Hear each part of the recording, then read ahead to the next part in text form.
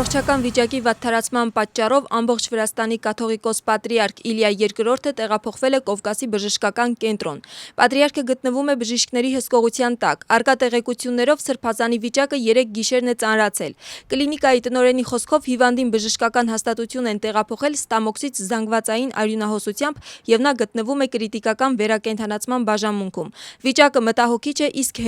հենոդինամիկան անկայուն։ Առողջապահության նախարարի եւ բժիշկների տեղեկություններով Սրբազանին անցկացվել են հետազոտություններ եւ բոլոր անհրաժեշտ բժշկական միջամտությունները։ Կլինիկայում այժմ գտնվում են հոգեվորական անձինք, այդ թվում պատրիարքական աթոռի տեղապահ եպիսկոպոս Շիոն։ Հայտարարությունը տարածել է նաեւ Վրաստանի պատրիարքարանը։ Պատրիարքարանում հաստատում են, որ պատրիարքը գտնվում է կլինիկայում, նրա վիճակը խնդրահարույց է, սակայն կայուն։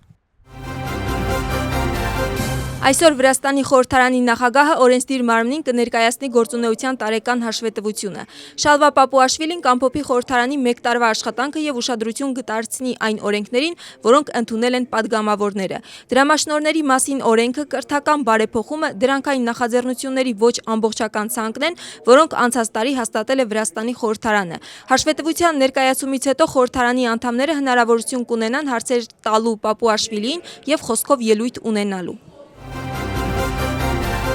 Կրթության, գիտության եւ երիտասարդության հարցերի հանձնաժողովի նիստում այսօր առաջին ընթերցմամբ կքննարկեն ընդհանուր կրթության մասին օրենքում փոփոխություն կատարելու վերաբերյալ։ Օրինագծի ընդունման դեպքում 2026-ից 2027 ուսումնական տարում ծնողի որոշմամբ առաջին դասարանում ուսումը սկսելու հնարավորություն կունենան նաեւ այն երեխաները, որոնց 6 տարին լրանում է 2026 թվականի սեպտեմբերի 16-ից մինչև դեկտեմբերի 31-ը ներառյալ։ Օրինագիծը խորհրդարանը կքննարկի արագացված կարգով։ Լելոյի նախաձեռնությանը, որը ենթադրում է բանակցությունների սկսելը վրացական երազանքի եւ ընդդիմադիր կուսակցությունների միջև, արձագանքում են քաղաքական գործիչները։ Ընդդիմադիր դաշտում այն գնահատում են որպես շտապողական եւ քաղաքականապես չհաշվարկված քայլ։ Նրանց մի մասի համար բանակցությունների սեղանի շուրջ նստելն անընդունելի է, երբ երկրում կան քաղաքական բանտարկյալներ։ Ինչ վերաբերում է իշխանությանը, մեծամասնությունում չեն տեսնում բանակցությունների իմաստը, քանի որ նրանց գնահատմամբ այսօր բոլոր ընդդիմադիր կուսակցություններն ունեն միայն մեկ նպատակ՝ հեղափոխություն։ Վերջին մի քանի օրերին քննարկման թեմա են նաև ԵԱՀԿ-ի մոսկովյան մեխանիզմով նախատեսված առաջարկությունները։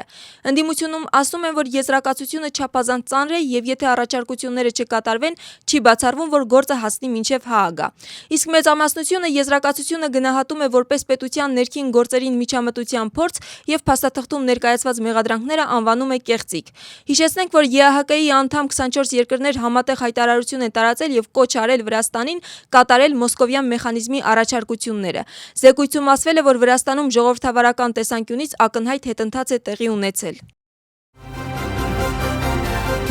ԱՄՆ-ի նախագահը հայտարարում է, որ պարզ չէ իրականում ով է ղեկավարում Իրանը։ Լրագրողների հետ զրույցում Թրամփը նշել է, որ կան որոշակի ազդակներ բանակցելու ցանկության մասին, սակայն անհայտ է, թե ով է ներկայացնում իրանական կողմը այդ գործընթացում եւ որքանով են նրանք պատրաստ երկխոսության։ Թրամփի խոսքով Վաշինգտոնում չունեն ճշգրիտ տեղեկատվություն Իրանի առաջնորդների վիճակի վերաբերյալ եւ իրավիճակը այդ առումով բավականին անկանխատեսելի է։ Նրա հայտարարությամբ հարցեր կան նաեւ Իրանի հնարավոր նոր հոգեվոր առաջնորդի վերաբերյալ, քանի որ Մոջթաբա Խամենեիի առողջական վիճակը մինչ այժմ անհայտ է։